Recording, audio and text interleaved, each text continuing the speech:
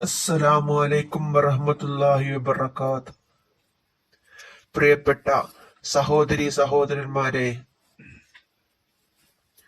ഇന്ന് ഞാൻ നിങ്ങളുടെ മുന്നിൽ പരിചയപ്പെടുത്തുന്നത് സമ്പത്ത് വർദ്ധിക്കാനുള്ള 2 ദിക്റുകളെ കുറിച്ചാണ്.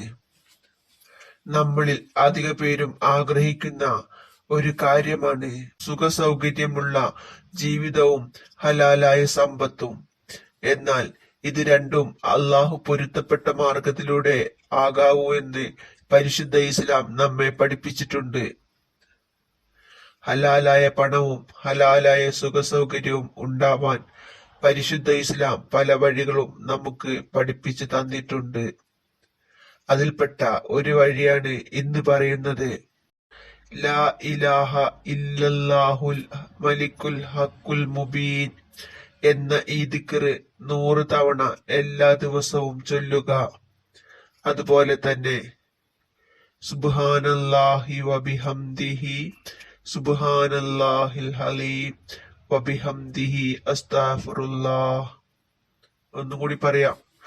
സുബ്ഹാനല്ലാഹി വബിഹംദിഹി സുബ്ഹാനല്ലാഹിൽ അലീം വബിഹംദിഹി അസ്തഗ്ഫിറുല്ലാഹ് എന്ന ദിക്റും എല്ലാ ദിവസവും 100 പ്രാവശ്യം ചൊല്ലുക. ഈ ദിക്ർ ചൊല്ലാൻ പറ്റിയ ഏറ്റവും നല്ല സമയം മഹാന്മാർ പഠിപ്പിക്കുന്നു. സുബഹി നിസ്കാരത്തിന്റെ മുമ്പുള്ള സുന്നത്ത് നിസ്കാരത്തിന്റെയും സുബഹി നിസ്കാരത്തിന്റെയും ഇടയിലുള്ള സമയമാണ്. ആ സമയത്ത് ചൊല്ലാൻ കഴിഞ്ഞില്ലെങ്കിൽ സുബഹി നിസ്കരിച്ചതിന് ശേഷം ചൊല്ലുക.